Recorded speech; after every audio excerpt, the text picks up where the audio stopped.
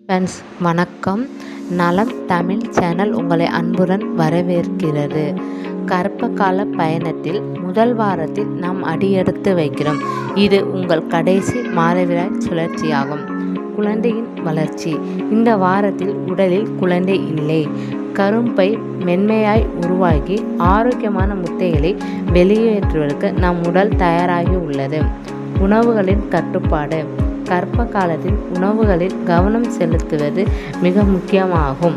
400 milli polio சப்ளிமெண்ட்டை எடுத்துக்கொள்ள வேண்டும். கீரைகள், பயறுகள், முட்டைகள், இறைச்சிகள், மீன்கள் போன்றவற்றை உணவில் சேர்த்துக்கொள்ள வேண்டும். சுத்தமான உணவுகளை போதுமானது.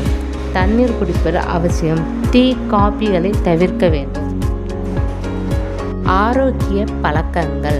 முன் ஆலோசனைகள் செய்து கொள்வது அவசியமாகும்.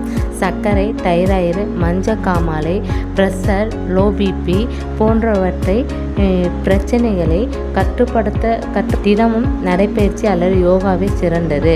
தேவையில்லாத மருந்துகளை கர்ப்ப காலத்தில் எடுத்துக்கொள்ளக்கூடாது. மருத்துவர்களின் ஆலோசனையின்றி மருந்துகளை எடுத்துக்கொள்ள வேண்டும். சோதனைகள். முதல் வாரத்தில் ஸ்கேன் தேவையில்லை.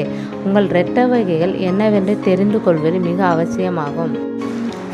முதல் வாரத்தின் கர்ப்பத்தின் அடிப்படை. நீங்கள் எடுக்கும் ஒவ்வொரு ஆரோக்கியமான முடிவில் வர இருக்கும் உங்கள் குழந்தைகளுக்கு ஒரு நல்ல தொடக்கத்தை தரப்போகிறது. போலியோ அமிலத்தை மறக்காமல் எடுத்துக்கொள்ளுங்கள்.